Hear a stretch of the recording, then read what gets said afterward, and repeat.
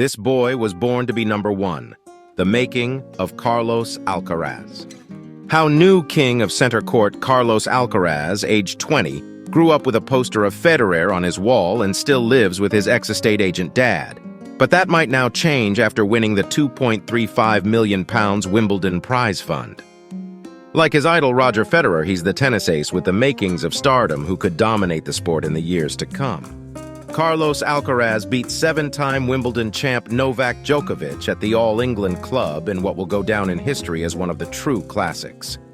The epic win marks only the second-ever Grand Slam victory for the young tennis star, who is just 20 years old.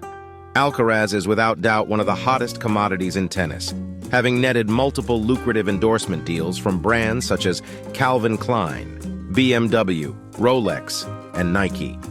And if past winners are anything to go by, he could bag a host of new deals as a result of today's victory. When British tennis star Emma Raducanu won the US Open in 2021, aged just 18, she quickly became the face of designer brands Tiffany, Dior, and Porsche too. Name a few. His impressive footwork has been likened to Federer, his ability to cover a court to Rafael Nadal, and his mental focus to ice-cold Novak Djokovic. From the small town in El Palmar, down the coast from the sunny city of Alicante, the US Open winner is the youngest number one in the history of the current ranking system. And having seen off his childhood friend and one-time doubles partner, Denmark's Holger Rune, he had set his sights firmly on the Wimbledon title. Reports suggest that he is also apparently single, having previously dated stunning tennis player Maria González Jiménez and glamorous Spanish singer Ana Mena.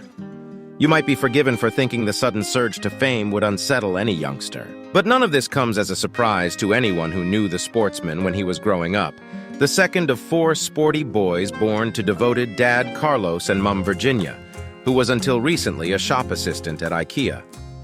Home is an unassuming two-floor penthouse flat, the second floor of which is home to an office for his dad, and space for the sportsman's ever-swelling collection of kit. His father, who is also called Carlos and used to run an estate agency, manages his accounts, and Alcaraz says he has no need for flash bling or fast cars. After all, he gets a new BMW every year with his sponsorship. He told Vogue, "I'm quite young and I've got my whims, but I'm very natural, normal, humble. I don't really pay much attention to brands and cars. If I like something, I try to buy it, but in the end, my father takes care of everything." Alcaraz, who preferred to hit a ball around than go to the cinema, had a poster of his hero Roger Federer on the wall as a child, and his coach says the only distraction that ever threatened his focus from age 9 to 17 was his mobile phone. In a complaint familiar with parents across the globe, his coach as a teenager, Kiko Navarro, sighed. It was sometimes a source of tension when he was younger because he'd stay up late on the mobile and wouldn't get the amount of rest I thought he should. But sensibly these days, he counts a psychologist among his sizable entourage and has done since he was a child with a somewhat fiery temper.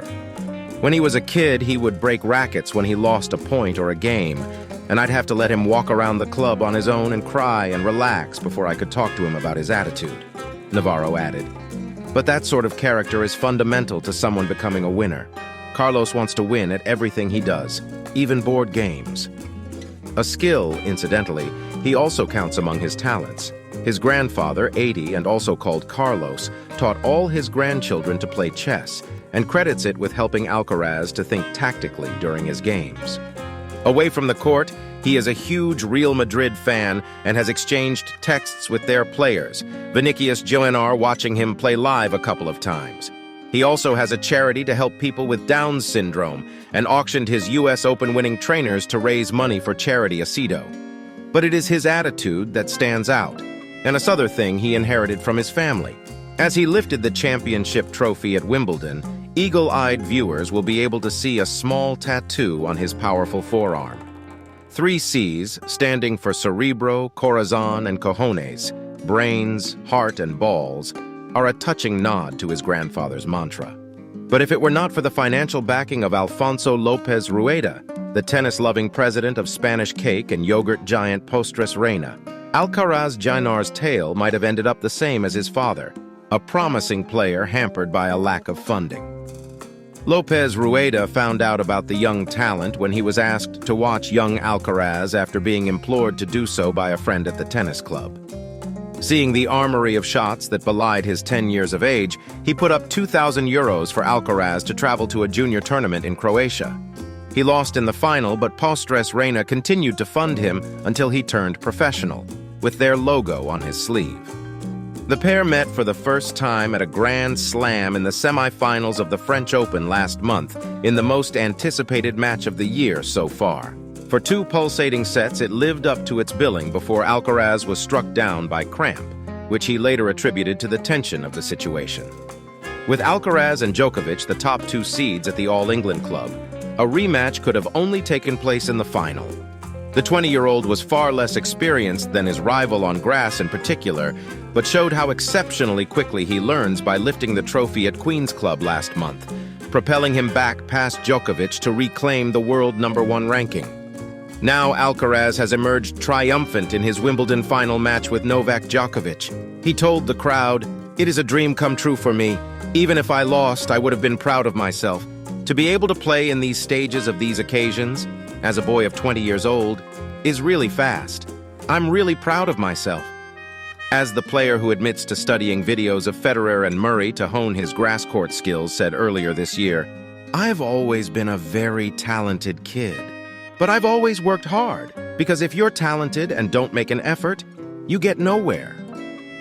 But does Alcaraz see himself as the new Federer or Nadal? "I don't want to be the next Rafa or Roger," he says. "I want to be the new Carlitos."